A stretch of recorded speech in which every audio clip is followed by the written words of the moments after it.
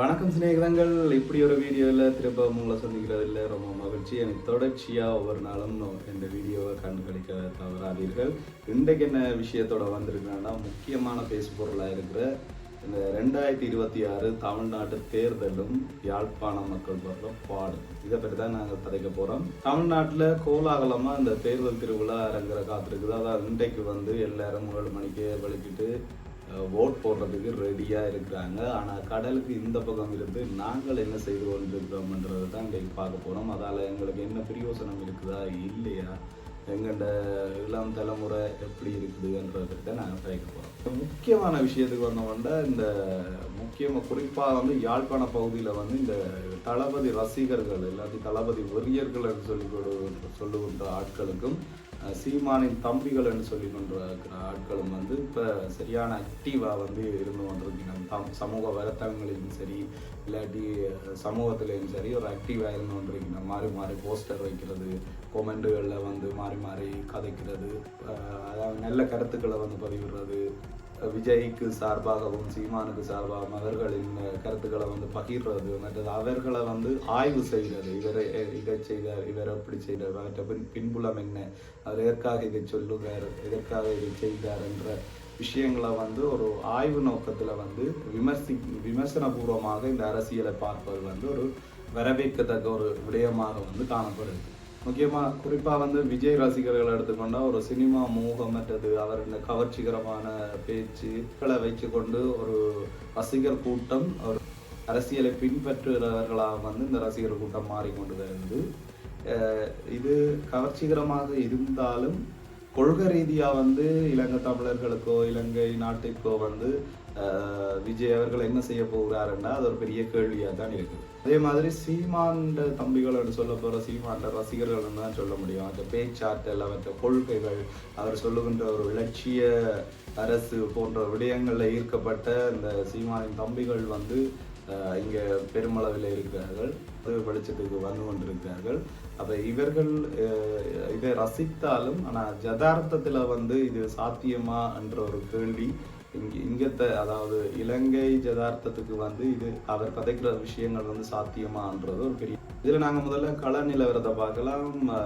இப்போ ஆட்சியில் இருக்கிற திமுக, அதாவது ஸ்டாலின் திமுக கட்சி கூட்டணி, பல கூட்டணிகள், கமலஹாசன், விஜயகாந்தன் மனைவி அப்படி இப்படி எல்லாரையும் பிடிச்சி ஒரு கூட்டணியாக சேர்த்து அந்த வெற்றிக்காண்டி போராடி கொண்டிருக்கணும். அதுக்காண்டி பல திட்டங்களை முன் வச்சிருக்காங்க. பல்வேறு நலத்திட்டங்களை முன் வச்சு கொண்டு வரணும். அதில் முக்கியமானது இந்த 2000 ரூபாய் மகளிர் உரிமை தொகை என்ற விஷயம் இங்கே குறிப்பிடப்பட்டிருக்கிறது. இது விமர்சனபூர்வமாக இருந்தாலும் ஆனால் மகளிருக்கு கொடுக்கக்கூடிய இந்த தொகை மிகவும் வரவேற்பு பெற்றிருக்கிறது தான் சொல்ல முடியும். அதே நேரம் அதிமுகவில் எடப்பாடி பழனிசாமி அவர்கள் போன ஆட்சியை திருப்பி பிடிக்கணும்ன்றதுக்காண்டி பாடுபட்டு கொண்டிருக்கிறார். அடுத்தது தாவேக, அதாவது தமிழக வெற்றி கழகம் என்று சொல்லப்படுற இளைய தளபதி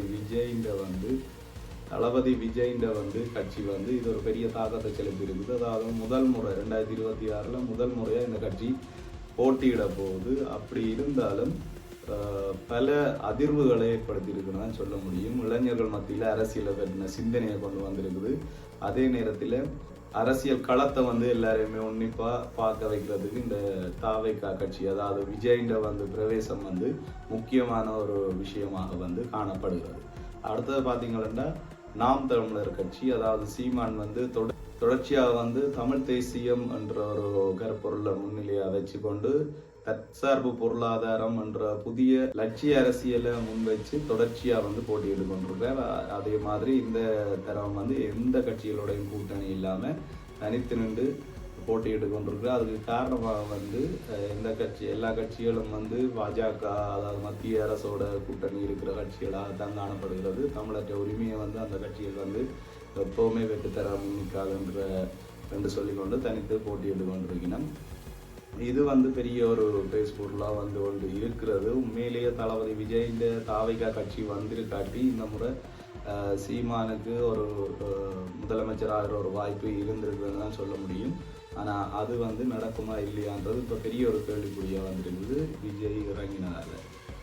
இதெல்லாம் அப்படி இருக்க இலங்கையில வந்து குறிப்பா வடகிழக்கு பகுதி தமிழர்களுக்கு வந்து இதால வந்து ஏதாவது பிரயோசனம் இருக்குமா, இல்லாட்டி இலங்கை நாட்டுக்கு முழுவதுமே ஏதாவது பிரயோசனமா இருக்குமா என்றதை பார்க்கலாம் நாங்கள்.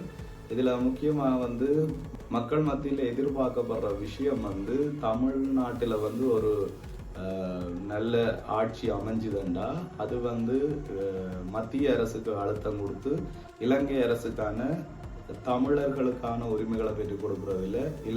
இலங்கை அரசுக்கு மேல மத்திய அரசு வந்து அழுத்தங்களை பிரயோகிக்கலாம் என்ற ஒரு எதிர்பார்ப்பு வந்து மக்கள் மத்தியில இருக்குது. ஆனா இது நடக்கிறதுக்கு நடைமுறை சிக்கல்கள் பல இருக்குது. அதோட நேரடியாக வந்து ஈழத்தமிழர்களுக்கான நன்மை என்னன்னு கேட்டா ஈழத்தமிழர்கள் அங்க அகதியாக இருக்கிறார்கள். இங்க நாட்டுக்கு வர முடியாம அகதிகளா வந்து ஈழத்தமிழர்கள் தமிழ்நாட்டில் இருக்கிறார்கள். அப்ப அவர்களுக்கான நலத்திட்டங்கள் இப்ப இருக்கிற அரசுகள் சில நலத்திட்டங்களை முன்னெடுத்து கொண்டிருந்தது.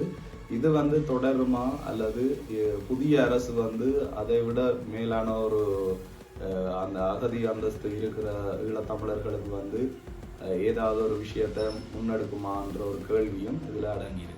அதை விட நேரடியா வந்து தமிழ்நாட்டில் இருக்கிற அந்த கலாச்சாரம், அதாவது அரசியல் கலாச்சாரமாக இருக்கட்டும் இல்லாட்டி சமூக கலாச்சாரமாக இருக்கட்டும், அது வந்து இந்த வலைத்தளங்களின் ஊடாக வந்து தமிழர்கள் என்ற ரீதியில வந்து தமிழ்நாட்டில் இருக்கிற கலாச்சாரம் அப்படியே இலங்கையில் தமிழர்களுக்கு வந்து தொட்டிக்கொள்ற ஒரு விஷயம் இருக்குது. அப்ப அங்க வந்து சரியான ஆட்சியும் ஒரு நேர்மறையான ஒரு கலாச்சார பின்னணியும் உருவாகுமாக இருந்தால் அந்த தாக்கம் வந்து இலங்கையில் இருக்கிற தமிழ் பிரதேசத்திலேயும் அது ஒரு நேர்மறையான தாக்கத்தை உருவாக்கலாம்.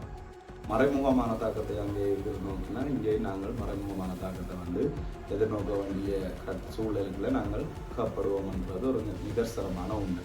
ஆக மொத்தத்தில் எங்களுக்கு என்ன கிடைக்கும், தமிழ்நாட்டில் வந்து ஒரு நல்ல அரசு வந்து அமைஞ்சுதுண்டா எங்களுக்கு என்ன கிடைக்கும் வந்து பார்த்தீங்கன்னா உலக அரங்கில வந்து ஒரு தமிழர்களுக்கான குரலாக வந்து தமிழ்நாட்டு அரசியல குரல் ஒலிக்கக்கூடிய வாய்ப்பு இருக்குது. அதே நேரம் சில திட்டங்களை வந்து இலங்கைக்கு அறிமுகப்படுத்தக்கூடிய வாய்ப்பு இருக்குது. உதாரணமாக வந்து ஸ்டாலின் பரப்புரையில் வந்து ஈழத்தமிழர்களுக்கான வீடுகள் வந்து கட்டி கொடுக்கப்படும் என்ற ஒரு கொள்கையும் வந்து முன்வைக்கப்பட்டிருக்குது.